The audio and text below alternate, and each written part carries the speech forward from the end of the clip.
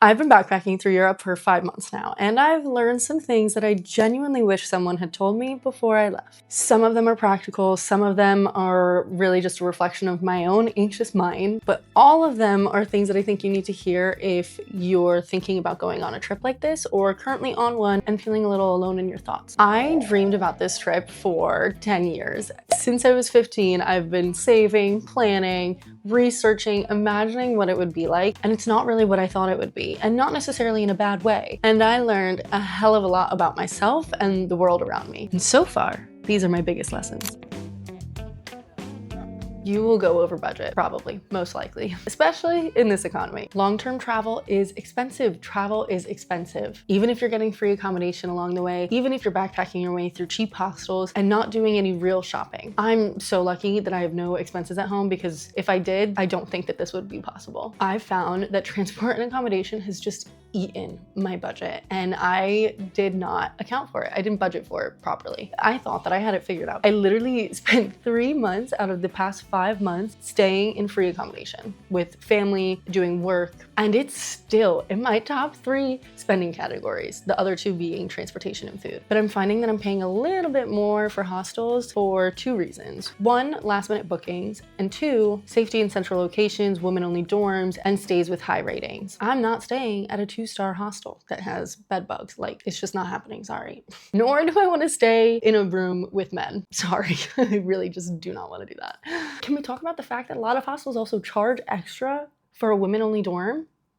I'm really lucky that I don't have to count every single penny while I'm traveling. Like I said, I've been saving for this for realistically like 5 years, but thinking about it for 10. But if you're planning a budget for a long backpacking trip right now, give yourself a buffer. Allow for more than you expect, and if you go under, then use that money to splurge on something that's important to you, like a nice dinner or some really fun experience. I learned this lesson really quickly, and I think of it virtually every single day. Traveling is lonely, even if you're constantly surrounding yourself with people. You meet people, you go out, you explore together, and then you start over. And then you do it again. You meet new people, you go to new places, you explore new things, and then you do it again. And then you start over again and again and again. I think you get my point. You are just always starting over. And I found this pretty hard. You know, I love meeting people, I love exploring new places, but the constant newness and introductions feels lonely. Like, you can't get comfortable and you can't make a home. That being said, I do think it's worth it though,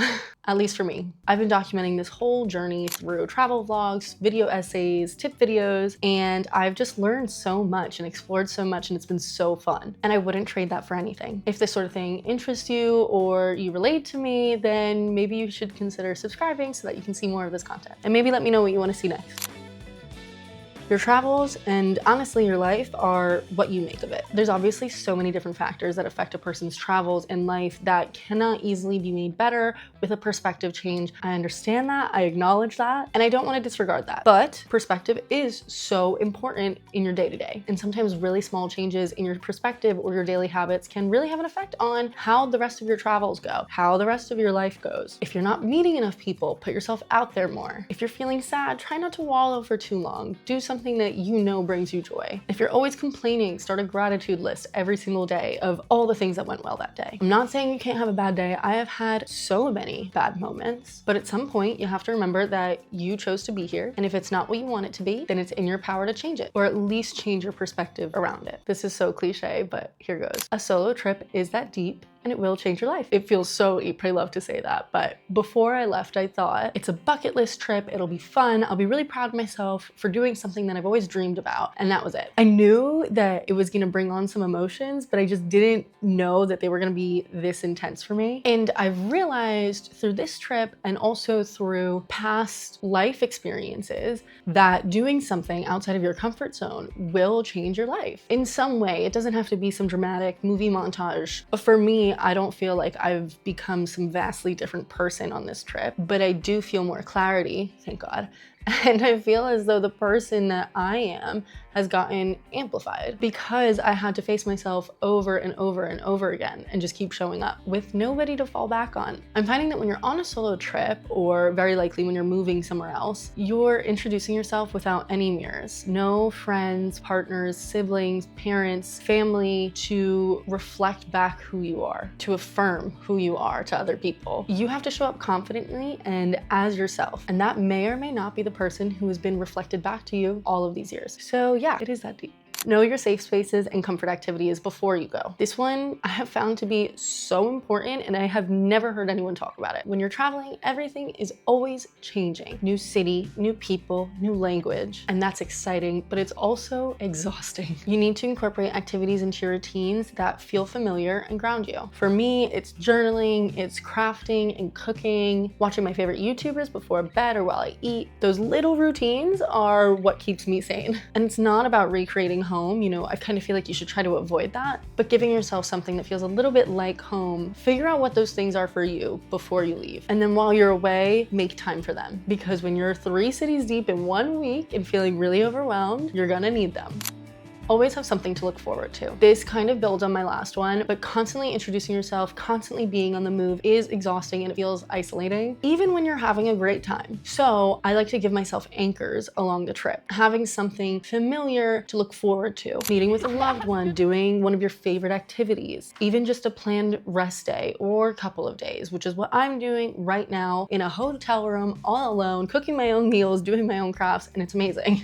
Having something to look forward to will get you through some of those harder long stretches. This is the one that probably surprised me the most. Coming home is one of the best parts of the trip. I used to think that I would never stop moving, that I would live in more places than I could count. I've learned that I love home and I love coming home after a trip, after a long day at work, after a night out with friends. It just always feels so good coming into a space that is yours. Going to a coffee shop where you know the barista, or a bar where you're friendly with the bartender, cooking in a kitchen that is yours with your appliances and the food that you like, choosing to have alone time in a really comfortable space, having a set routine, calling friends to come over on a whim. Travel is incredible. It opens your eyes so much to the world and people around you. I'm so lucky that I get to do it. I'm so grateful for this trip and everything that it has taught me and given me so far. But I think some of those quiet moments at home with familiar faces are some of the best parts of life. Those are my 7 lessons for my first solo trip. I'm still learning. I'm still on the road. I have August, September. I have 3 more months to go, and I'm still figuring it out every single day, figuring myself out every single day. But if there's one thing I want you to take away from this, it's this. A solo trip doesn't have to look exactly how you imagined it or like anyone else's on YouTube or Instagram or whatever the heck. And it can be messy and lonely and over budget and still be one of the greatest things that you will ever do. And if you're thinking about doing a solo trip or following a dream, I think that there's way more regret in not trying